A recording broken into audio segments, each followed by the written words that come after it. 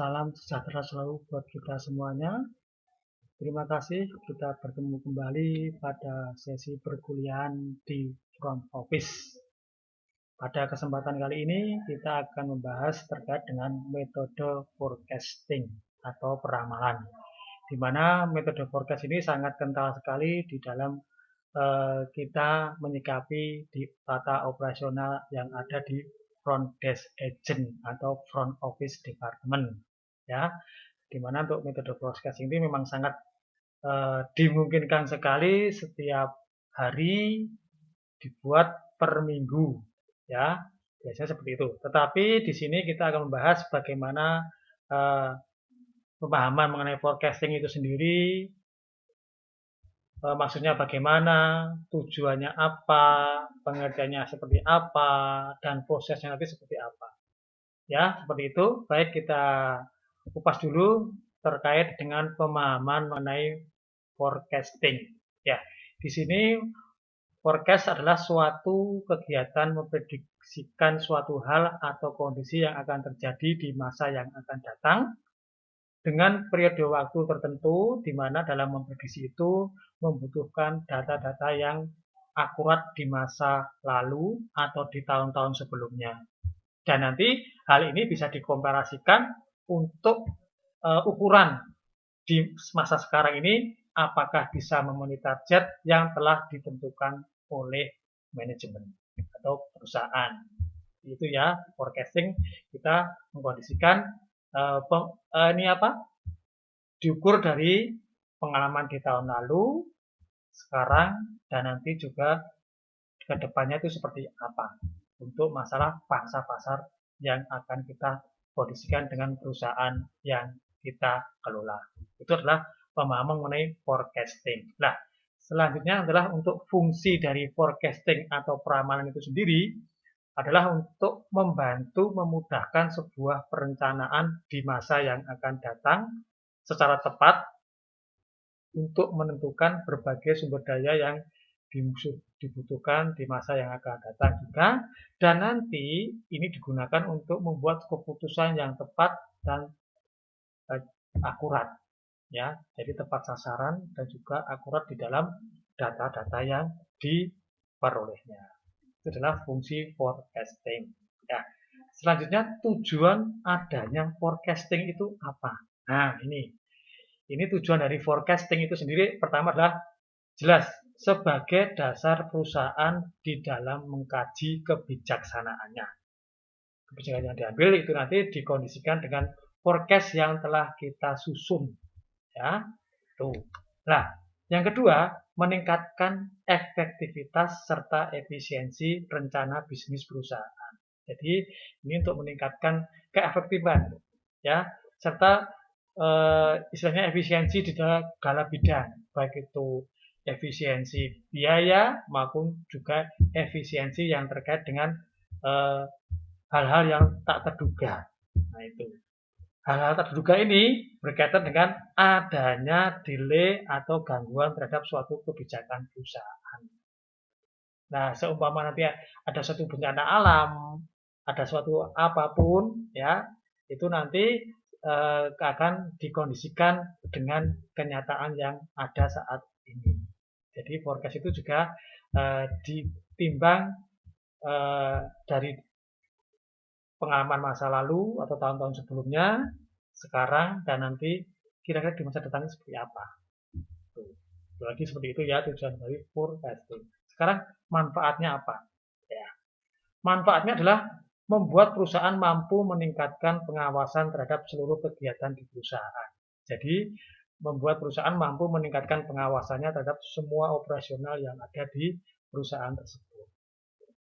Nah, forecast ini sendiri biasanya disusun oleh semua yang terkait dalam sistem operasional itu. Kalau di hotel itu dalam penyusunan forecast ini mengikut sertakan semua lini, ya, semua departemen yang terkait. Jadi yuk sama-sama kita ada forecast sekian. Jadi disinilah terlihat tim kerja antar satu dengan yang lainnya. Jadi sebetulnya forecast itu juga akan mempererat kerjasama tim yang baik untuk mencapai suatu rencana perusahaan yang telah ditetapkan berdasarkan forecast tadi. Nah, ini dasarnya seperti itu. Nah, terus adanya pembuatan rencana-rencana bisnis yang bisa menjadi pedoman bagi perusahaan untuk menghasilkan output yang lebih baik, untuk menghasilkan produk yang lebih baik. Nah, itu. Dengan adanya kita mengetahui forecast, oh ternyata forecastnya awal bulan ini seperti ini, katakanlah kurang bagus, makanya kita kondisikan dengan hal-hal yang bisa menunjang untuk menaikkan forecast tadi di kenyataannya nanti. Nah, itu. Jadi sudah ada gambaran, ya seperti itu. Nah, seperti katakanlah gini, awal tahun itu biasanya di bulan Januari, Februari sampai Maret itu kadang-kadang hotel mengalami agak low season. Makanya forecast biasanya dibuat agak turun. Nah, seperti itu. Untuk menghindari apa juga yang terkait dengan biaya-biaya yang ditimbulkan. Nanti akan kita bahas juga di slide selanjutnya. Itu ya. Nah, di sini ada beberapa karakteristik forecasting atau peramalan. Yang pertama apa? Adanya peramalan dengan metode yang tepat akan menghasilkan prediksi yang akurat dan efektif, di mana peramalan tidak terlalu rendah dan tidak terlalu tinggi. Ya, jadi akan menimbulkan suatu keseimbangan di dalam pola atau tata kelola persediaan atau barang-barang yang akan kita kondisikan. Ya, jadi tidak terlalu rendah, tidak terlalu tinggi juga. Jadi biar balance nanti. Itu keakuratan data yang kita peroleh dengan adanya forecasting tadi. Selanjutnya adalah biaya. Nah ini, biaya dalam membuat peramalan usahakan tidak mengeluarkan biaya yang terlalu besar. Sebisa mungkin ya, dengan menggunakan caranya apa? Menggunakan alternatif-alternatif yang bisa menghasilkan ramalan dengan biaya yang tidak terlalu menguras. Jadi mungkin kalau diadakan suatu peramalan seperti ini, forecast seperti ini, oh ternyata ini nanti akan imbasnya pada penggunaan biaya yang berlebihan pada seksi ini, pada sektor ini. Nah, itu nanti bisa dikondisikan ya forecast tersebut. Nah, namun ya pada biasanya sebuah keakuratan peramalan ini memiliki konsekuensi penggunaan biaya yang cukup mahal. Ini kalau diantaranya ada suatu urgent, ya katakanlah pada saat peramalan, oh ternyata forecast saya di bulan ini nantinya agak tinggi, soalnya apa? Oh soalnya ini bulan-bulan seperti ini ada suatu perbaikan. Toh di dalam merawat suatu equipment yang ada di hotel itu kan ada saatnya untuk perawatan. Nah, pada saat perawatan itu nanti biasanya kan ada schedule-nya. Nah, segi perawatan yang dimunculkan oleh bagian maintenance itu nanti menjadi pedoman juga di dalam kita melaksanakan suatu forecast. Nah, makanya kan tadi dilanjutkan atau didukung oleh semua departemen yang terkait. Nah, yang ketiga adalah responsif. Apa itu responsif? Ramalan tidak boleh terpengaruh oleh lingkungan serta fluktuasi demand, ya, permintaan, sehingga harus stabil hingga mencapai waktu periode ramalan. Jadi jangan terlalu signifikan pengaruh dari lingkungan, ya. Pengaruh ada tapi tidak terlalu signifikan, ya itu. Terus yang keempat sederhana. Nah ini diperlukannya peramalan yang sederhana karena akan memudahkan kegiatan peramalan. Jadi peramalan itu tidak sampai ini ya tidak sampai hal-hal yang katakanlah ini ya, yang bisanya kita kondisikan dibuat-buat agak rumit, itu jangan. Jadi kita adakan setelah pola sederhana, fleksibel lah, ya, jangan terlalu ini banget, ya. Jadi maksudnya sederhana itu adalah fleksibel. Ya, itu. Terus sekarang kita menginjak pada yang namanya faktor-faktor yang mempengaruhi forecasting itu apa saja. Yang pertama adalah sifat produk. Itu apakah produk yang diproduksi bersifat jangka panjang atau berjangka pendek. Nah, itu harus dikondisikan juga sifat produknya bagaimana. Apakah jangka panjang atau jangka pendek. Kalau jangka panjang ya nanti forecastnya bisa dikondisikan, bisa ditambah. Tapi kalau hanya jangka pendek ya dikondisikan pada saat itu juga aja. Ya, seperti itu. Seperti katakanlah katakanlah pada saat Idul Fitri atau apa pada saat All New itu kan ada paket-paket khusus. Nah, makanya itu namanya produk jangka pendeknya seperti itu. Kalau jangka panjangnya mungkin dengan adanya suatu kebijakan untuk di sini ada istilahnya paket seminar atau paket bidding itu kan bisa berjalan terus 1 tahun. Nah, itu. Kalau untuk yang seperti tadi saya sebutkan mengenai Idul Fitri atau All New itu kan hanya tertentu tok, hanya rentan waktu juga pendek, paling 1 bulan. Nah, terus yang kedua adalah metode distribusi. Di manakah posisi perusahaan dan apakah memiliki jarak yang dapat dijangkau oleh pasar? Segmennya bagaimana? Posisinya bagaimana? Apakah di jantung kota atau agak menjorok ke dalam? Ini juga pengaruh sekali, ya. Ya, gitu ya. Jadi pengaruh dalam segi segmentasi pasarnya bagaimana. Orang kalau ingin menginap di Wisma Total ya yang inginnya yang dekat dengan semuanya ya, pusat bisnis ya. Nah, ini juga pengaruh dalam faktor-faktor untuk forecast-nya. Itu ya. Terus yang selanjutnya, besarnya perusahaan dibandingkan dengan perusahaan pesaing. Nah, ini dengan kompetitor kita. Apakah posisi perusahaan kita itu sebagai market leader, pimpinan market kita sebagai yang menonjol, atau hanya sebagai apa ya istilahnya tuh market challenge, yaitu sebagai ini ya tantangan bagi hotel yang lainnya, ya, atau juga hanya sebagai hanya pengikut lah, pengikut market lah. Oh di sini karena penuh kita juga ikut penuh, di sana sepi kita juga ikut sepi. Itu hanya market power saja. Jadi mengikuti pangsa pasar tertentu itu maka posisi kita harus dikondisikan. Bagaimana posisi perusahaan kita, bagaimana posisi hotel kita. Terus selanjutnya adalah tingkat persaingan.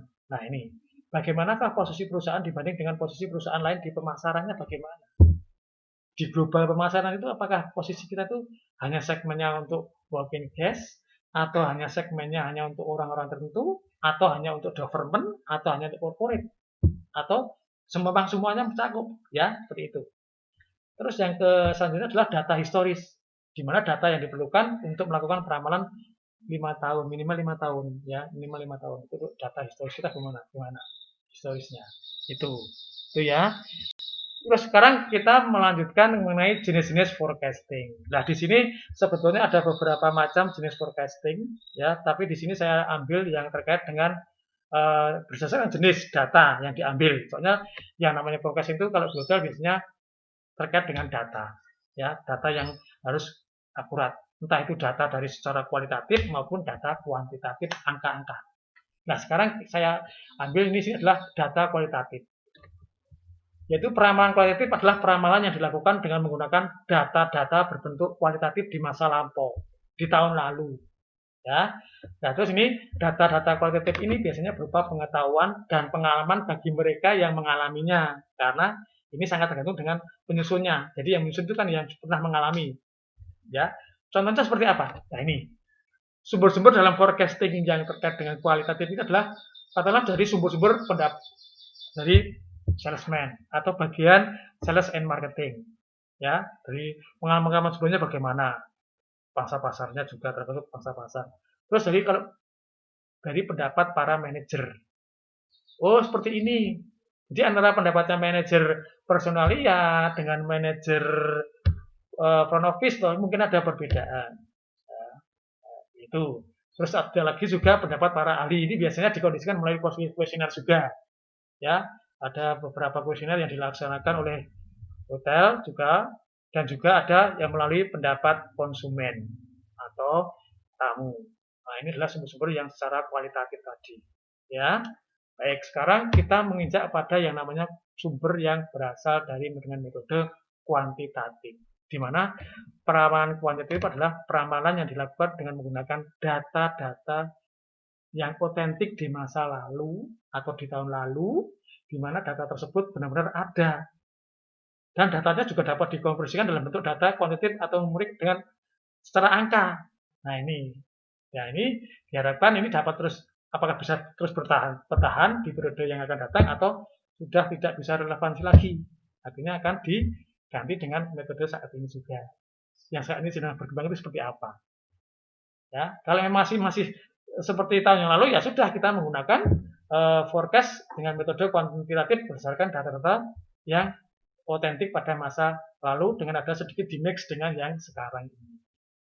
Ini yang kita dengan kuantitatif tadi, yang data.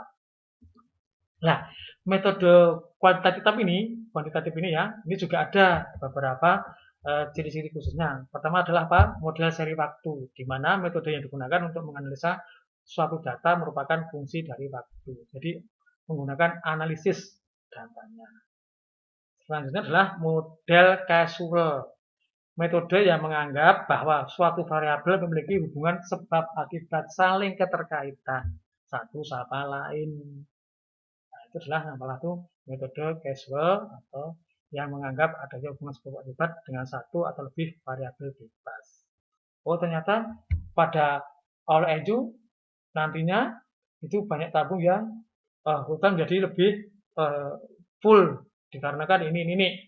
Nah, itu betul-betul yang sebab akibatnya, oh dikarenakan adanya liburan panjang, maka otomatis orang-orang ingin berlibur dan ingin istilahnya menginap di hotel. Itu adalah salah satu sebab akibat yang bebas, yang istilahnya umum.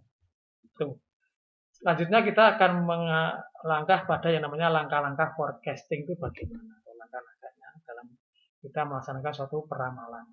Pertama adalah menganalisis data yang relevan di masa lalu. Jelas ya, yang jelas berkaitan pada masa lalu, tahun lalu, dengan memperhatikan pola yang terbentuk itu bagaimana.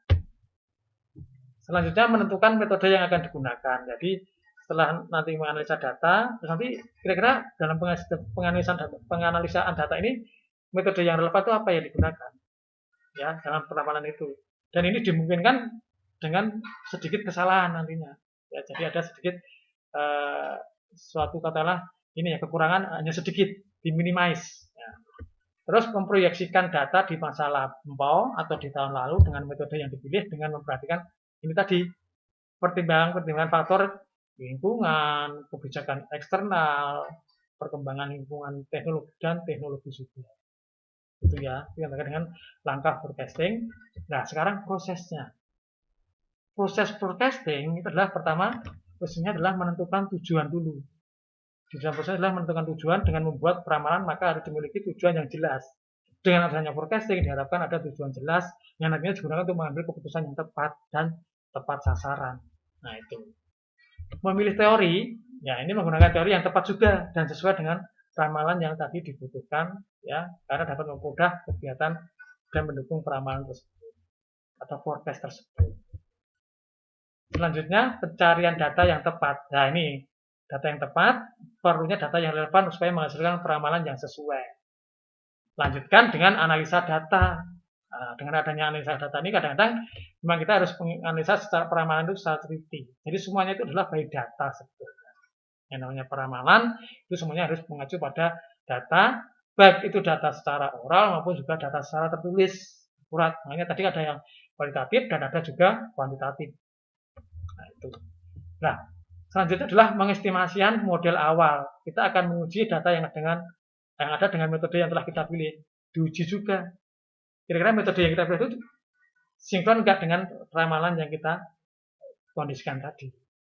Nah, di dalam menyajikan ramalan sementara dan di sisi lain ini juga ya bisa bukan menyajikan ramalan sementara kepada manajemen di mana membutuhkan penyesuaian terhadap pengaruh lingkungan. Jadi ada juga disajikan ramalan sementara. Seandainya ada suatu gap, maka kan walaupun sudah dicanangkan ramalan seperti ini, berhubung ada sesuatu yang tidak bisa dihindari, akhirnya apa? Akan dikoreksi dan direvisi akhirnya. Nah, ini biar apa? Biar hasil peramalan itu bisa tepat waktu dan juga untuk memantau memantau peramalan dan juga untuk menghindari kesalahan-kesalahan yang fatal.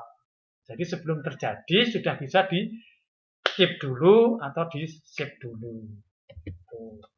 Nah, faktor-faktor yang mempengaruhi manajemen dalam plus minusnya suatu forecast itu ada dua. Faktor internal dan faktor eksternal. Nah, di sini kalau yang faktor internal itu terkait macam-macam ya. Internal itu kan internal perusahaan. Ada komposisi pegawai di tahun yang akan datang. Ada penambahan enggak di tahun datang yang akan datang itu. Ya. Nah, kalau dengan adanya penambahan maka peningkatan produksi juga harus ada. Ya. Peningkatan produk di tiap departemen di tahun yang akan datang. Ada enggak? Nah, terus kalau memang ada mungkin buka lunch baru atau buka katakanlah restoran yang baru, mungkin kan perlu juga komposisi tambahan pegawai. Nah, sebetulnya kebijakan yang mungkin akan diambil manajemen di tahun yang akan datang itu tadi berkaitan dengan ada penambahan dalam peningkatan produk, otomatis kalau ini nanti diikuti dengan komposisi adanya penambahan pegawai. Jadi tiga-tiga ini saling berkaitan satu sama lain. Itulah faktor internalnya seperti itu. Sedangkan kalau faktor eksternalnya, jelas kita tahu ya, yang berkaitan dengan kehidupan, ya, termasuk adanya inflasi, kenaikan suku bunga bank, jelas ini, ya, tidak bisa dipungkiri. Ya, terus kenaikan tarif dasar listrik dan air PDAM itu juga akan berpengaruh pada yang namanya fixed cost, termasuk kenaikan BBM juga. Itu akan mempengaruhi fixed cost yang akan kita kondisikan. Selanjutnya, ada tidak hotel baru yang di sekitar kita? Otomatis kalau nanti ada tumbuh hotel baru, otomatis kue kita kan terkurangi juga dengan adanya kehadiran hotel baru tersebut.